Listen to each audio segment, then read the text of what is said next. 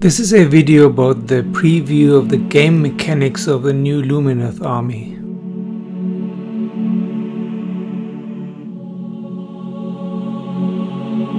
Hello, this is 60 Goblins in One Brush with a video about what we know so far about the Lumineth Realmlords army game mechanics. All the units have leaders. The leader of the Stone Guard is called the Truestone Senechal. The leader of the Dawn Riders is called the Steedmasters.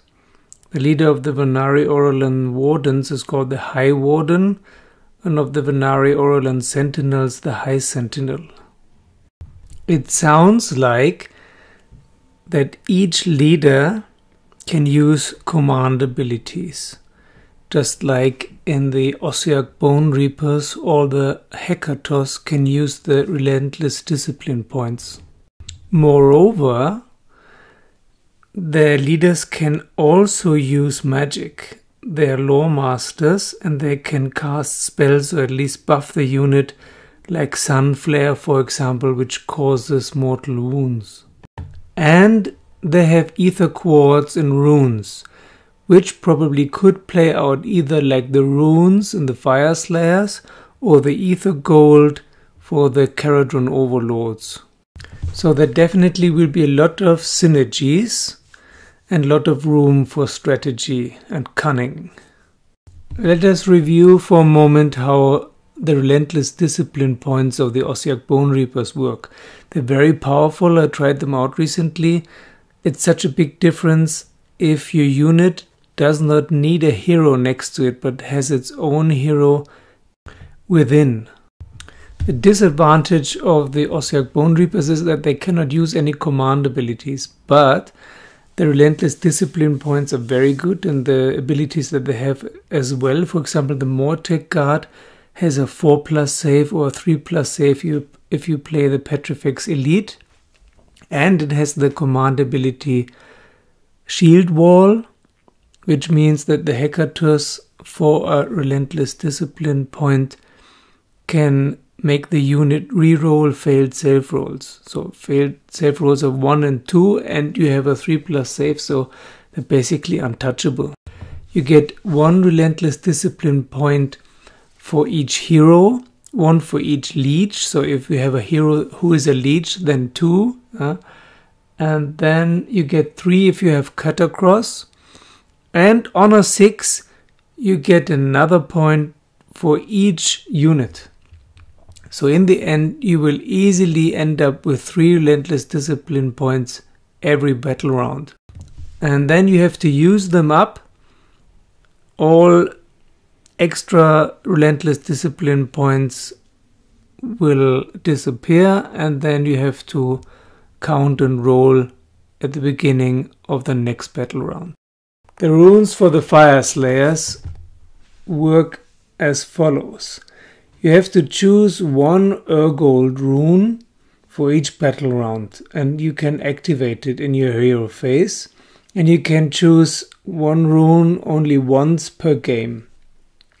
And on a 1 to 5 it has the standard effect, and on a 6 it has the enhanced effect. For example, the Rune of Fury, +1 attack. The Rune of Searing Heat, +1 damage on a 6. The Rune of Awakened Steel, +1 rend. The Rune of Fiery Determination, +1 bravery. The Rune of Relentless Zeal, +2 move. The Rune of Farsight, +1 to hit rolls for attacks with the throwing axes. Okay, and that's it.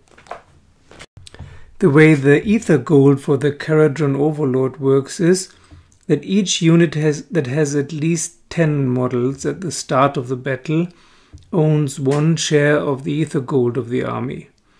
And once per phase you can say that this unit now uses its share of Ether Gold, and then you subtract 1 from the unit's bravery for the rest of the battle, which is very hard because they don't have a very high bravery in the first place. But you can pick a triumph and use it immediately. I don't know if that's very powerful. I'm still collecting and building and painting my KO army. Maybe you can tell me, one of you, if that is a rule that makes sense. But the idea is great. The idea that you have ether gold or ether quartz or gravesand or whatever, and you can use it up and boost your unit for one phase or round is great.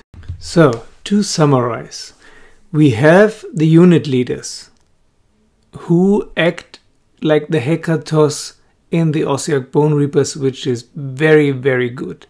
Such a big advantage over other armies that do not have this. Apart from ogres, they don't need it even. But otherwise, you know how it is.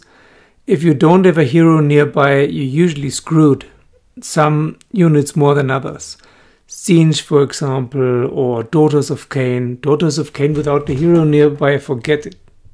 Speaking about Daughters of Cain, I think they will come out again this year, and not very late, rather sooner than later. And that the Malarion Dark Elves will have to wait a little bit. Everything points towards Morathi and her Witch Elves and Daughters of Cain and the new Shadow Assassins and so on. I think that will be redone and revamped, which would be a good thing, because the army is fun to play, but you can only take Morathi, Witch Elves and some Hag Queens and Slaughter Queens. It's a bit boring. I really would like to play more on the Melusai and Kinnerai part. Okay, then the thing with the magic. The whole army is magic, and the unit leader will be able to do some magic. If this will be a command ability or an ability that is to be activated by runes or ether quartz or magic by a spell, we don't know yet. But ether quartz is playing some role for sure. I could even imagine that it is the other way around, that you can, instead of getting a penalty on your bravery, that you can use ether quartz to up your bravery.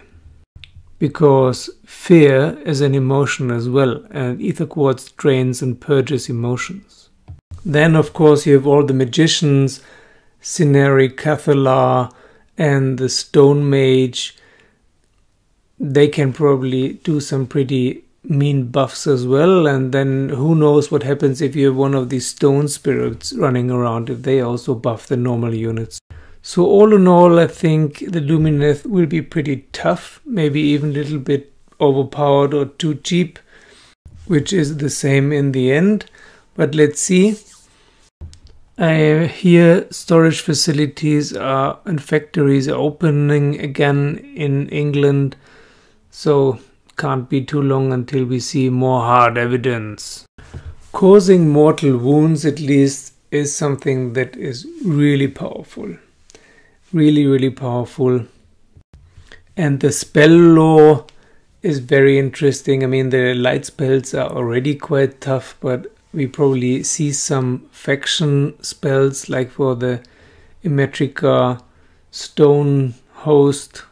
I was not too impressed by the Endless Spells reveal, so I didn't make a video about it.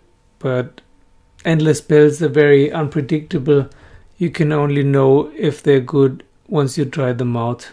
I'm starting to be a fan of predatory spells, like the Gnashing Maw and the Purple Sun, which in our last game were brutal.